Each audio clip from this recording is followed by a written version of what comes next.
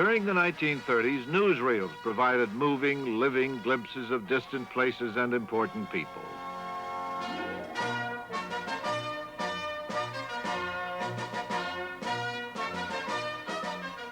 A few sophisticated American politicians realized what a wonderful outlet newsreel companies were providing them.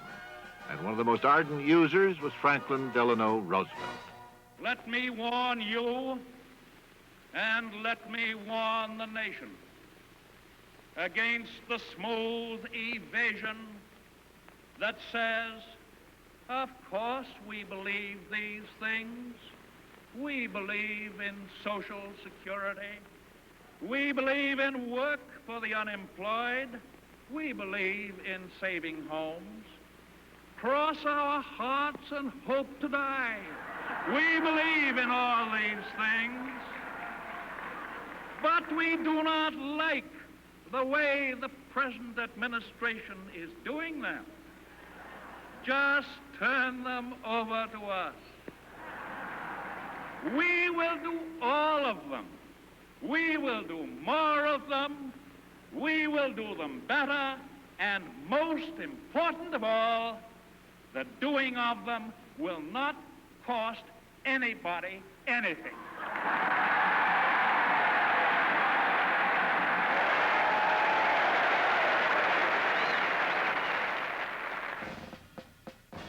Dr. Josef Goebbels, Minister of Propaganda, directly controlled the one and only newsreel company in Germany.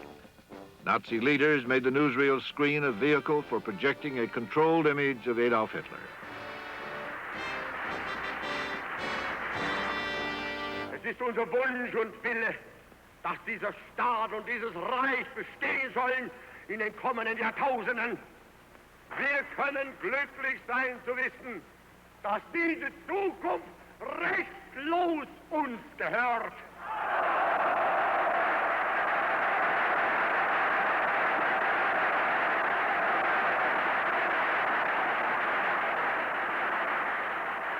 Wenn die älteren Jahrgänge noch wanken werden könnten, die Jugend ist uns verschrieben und verfallen mit Leib und mit Seele.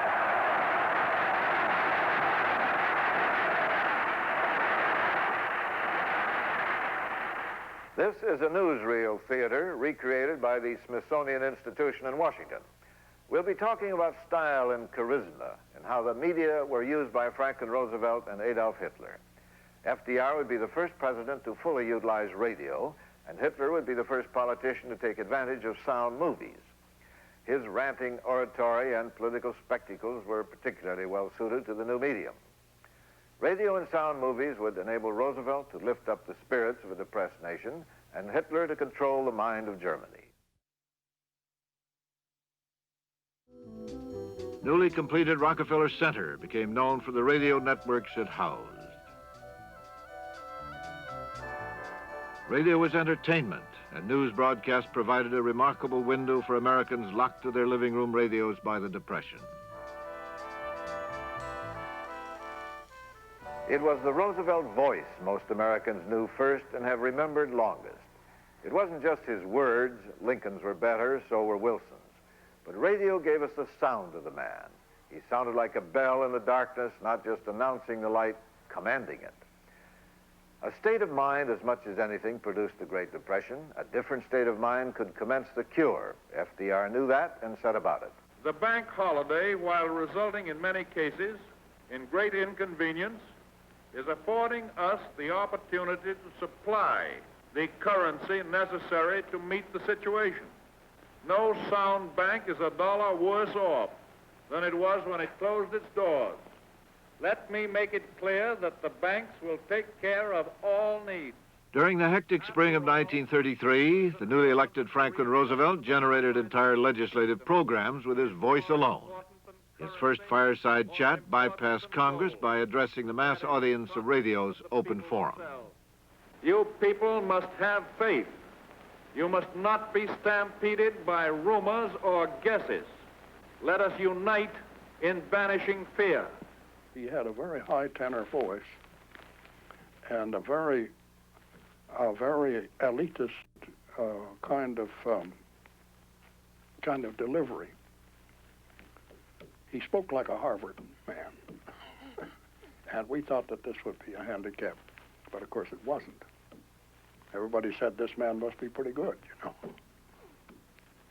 And so he was put down finally when he came to be president as a great orator, and this surprised all of us who had been close to him before.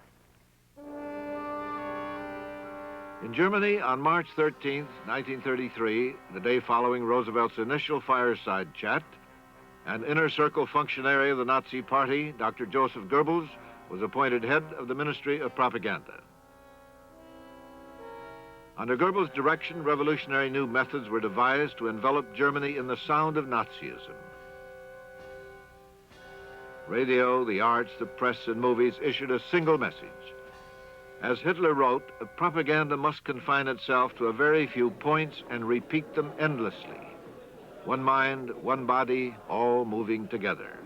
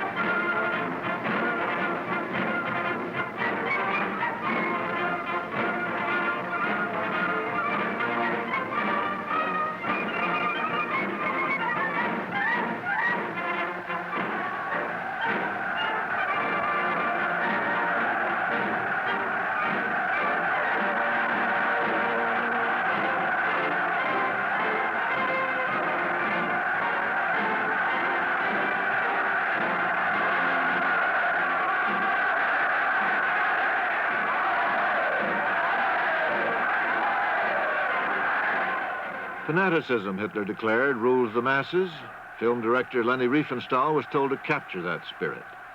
She was given virtually unlimited funds and put in charge of staging for film the spectacle of a people affirming the Nazi litany in numbing cadence. Heute gemeinsam am Werk. Im Hof Und wir im Brut. im Buch, Und wir im Sand. im Sand, Wir deichen die Nordsee. Gott, lange Hand, Wir pflanzen Bäume. rauschende Felder, Wir bauen Straßen. von Dorf zu Dorf, von Stadt zu Stadt, Wir schaffen dem Bauern neuen Acker. Felder und Felder, Acker und Brot, für Deutschland.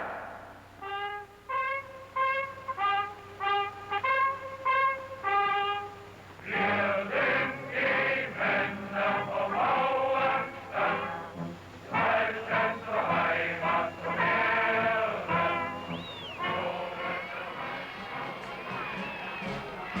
The Blue Eagle, symbol of the NRA, the National Recovery Administration, rallied the energetic but somewhat haphazard support of most Americans.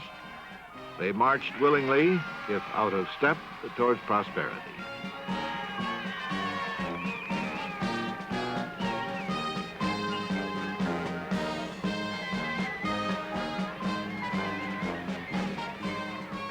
Roosevelt's ad-lib programs, his stopgap legislation, inspired high spirits and loud opposition from men like Senator Huey Long of Louisiana.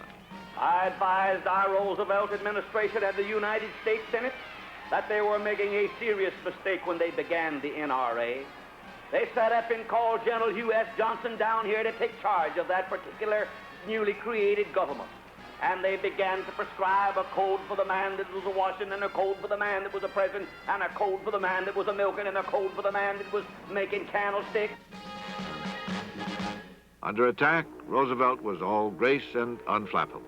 Now we're off on a week's holiday. 4 members of the Roosevelt family got a beautiful day. We hope to have a very successful cruise along the coast.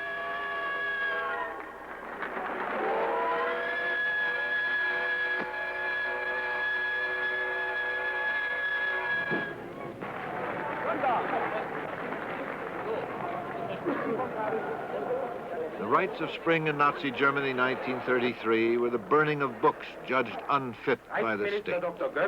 And on the night they burned, Josef Goebbels' cry was a doleful warning of terror to come. After all, if they could destroy books, they could alter civilization. Das Zeitalter eines überspitzten jüdischen Intellektualismus ist nun zu Ende. The era of exaggerated Jewish intellectualism is now finished, and the way is freed for a German course of action. Und der kommende deutsche Mensch wird nicht nur ein Mensch des Buches, sondern auch ein Mensch des Charakters. So they would flee the terror. Physicist Albert Einstein, musician Bruno Walter, author Thomas Mann, architect Walter Gropius, playwright Bertolt Brecht, film director Fritz Lang. Eine Handlung, die vor aller Welt dokumentieren soll. From the outset, the Nazis were advancing along the outline of a blueprint designed by Adolf Hitler in his testament, Mein Kampf. Recovery in America centered on Roosevelt's ability to react quickly to each crisis. For the wandering unemployed, blighting America's cities, Roosevelt supplied an alphabet soup of recovery programs. New work projects sprang up. The CCC, Civilian Conservation Corps, the WPA, Works Project Administration, the great TVA, Tennessee Valley Authority, all this put the unemployed on government payrolls. Maybe every park and road was not absolutely necessary, but there was a matter of pride in being back at work. In their distinctive ways, the United States and Germany were pushed toward recovery. In a way, what they did was comparable to meet the problems of the Depression, but Roosevelt did it in a democratic way, and Hitler, of course, did it in the authoritarian way, which he went on with later. Hitler felt it was necessary in the beginning to convince Germans that he could make the economy prosper, and he tried to make rebuilding a matter of faith. Wir haben 4 Jahre damals uns ausgebeten und wollen diese 4 Jahre. At that time, we suffered for 4 years, and we want to use these 4 years for the benefit of our people, particularly for the German worker. Typically, Hitler did not plunge into action. He moved tentatively, testing the obstacles. Once he knew the strength of his opposition, he moved vigorously.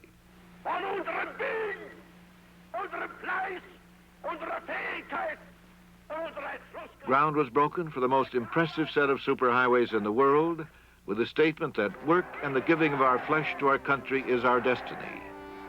And how prophetic that statement would be when applied to one of the closest henchmen in the inner circle, Captain Ernst Röhm.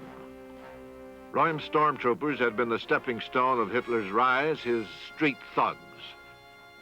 With Hitler consolidated in power, Röhm felt his troops were being ignored and said so. Privately, he considered revolution against Hitler's alliances with the industrialists. Goebbels uncovered the plot and informed Hitler of Röhm's potential treason.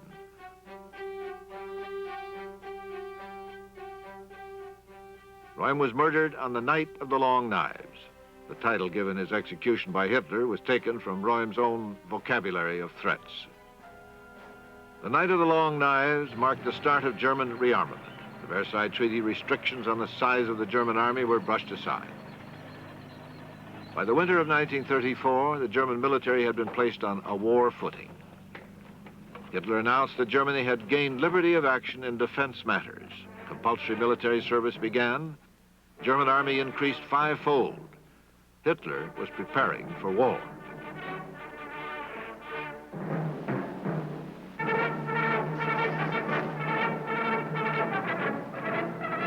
Hitler had been slapped briskly on the wrist by Franklin Roosevelt for his stance on rearmament, and by French and British diplomats as well. Verbally, Hitler placated all his antagonists and absolutely ignored their injunctions to stop rearming Germany. Ironically, the challenges stopped as the German army grew larger, stronger, and more menacing.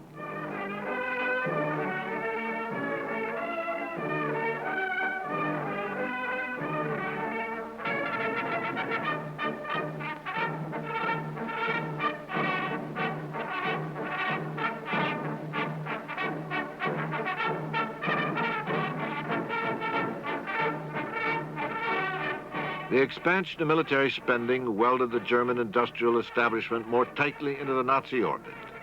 With the economy brightening and military strength growing, Hitler cynically demanded not war, but peace.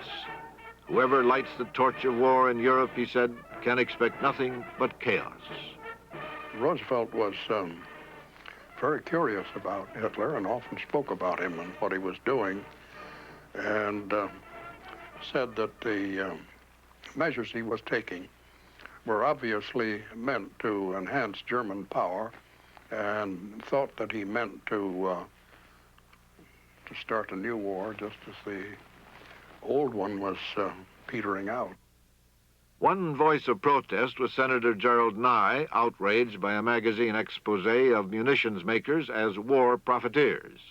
Actions in Germany and elsewhere speak rather loudly of a world bent upon more war. There is but one war that I would like to see this world engage in. That is a war which would find civilization making war against the private munitions makers the world over. Success for civilization in such a war, I think, would rather clearly reveal what is largely behind this agitation for larger preparation for war. Pushed by Nye's righteous anger, America turned toward formal non-involvement. In August of 1935, the first Neutrality Act was passed by Congress. Roosevelt reluctantly signed the bill. Neutrality, after all, was only one of many pressures he had to deal with. Senator Hiram Johnson led congressional isolationists. Louisiana's Huey Long, a political challenger, led the extremist opposition to Roosevelt's economic policies. Share the wealth was Long's platform and insistent cry. Father Charles E. Coughlin propagandized against America's joining the World Court and claimed a personal victory over Roosevelt.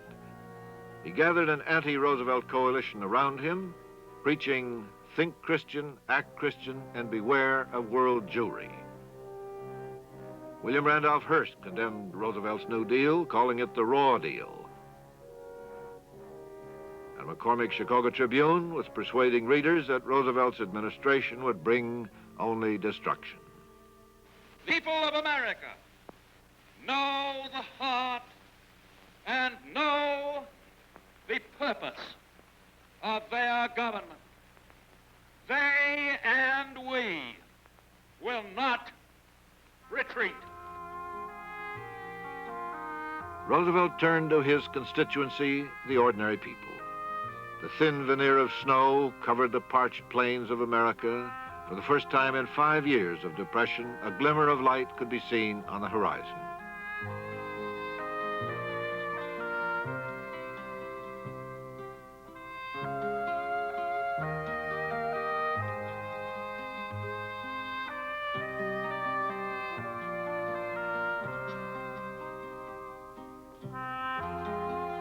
It was a time for hoping, it was a time for smiling, it was a time when the brave words heralding the fight against fear seemed to have real meaning.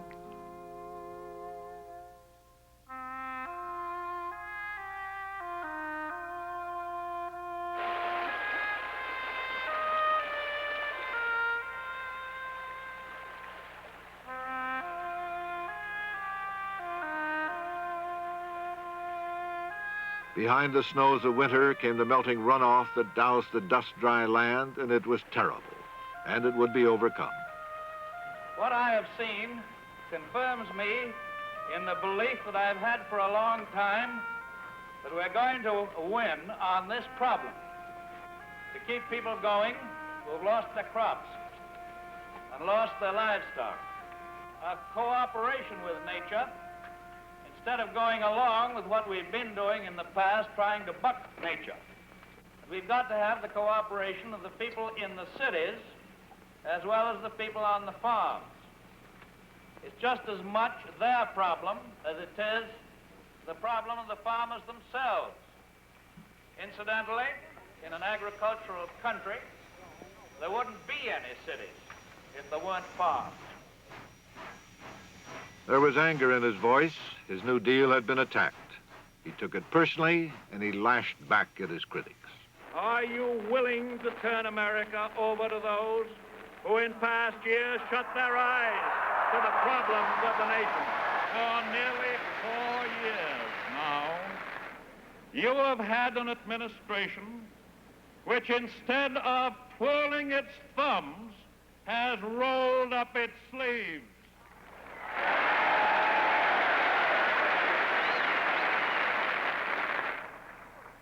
And I can assure you that we will keep our sleeves rolled up. Despite what happens in continents overseas, the United States of America shall and must remain unentangled and free.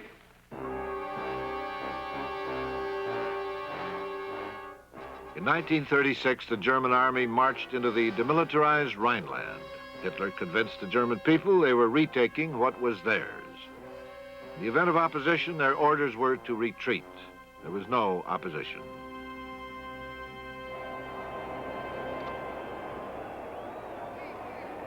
So it was just 2 months after the Rhineland expedition that the world convened in Berlin under Hitler's watchful eye to celebrate international goodwill in the form of sports. Timing had given Adolf Hitler a propaganda victory. He made it his Olympics.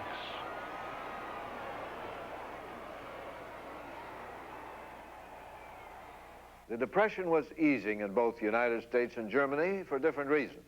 Hitler had identified the villains as far as Germany was concerned. He charged that economic sanctions had been the responsibility of the Allied powers of World War I, principally France, Britain, and the United States. He used the need for vengeance to rally support for him and propel Germany toward recovery.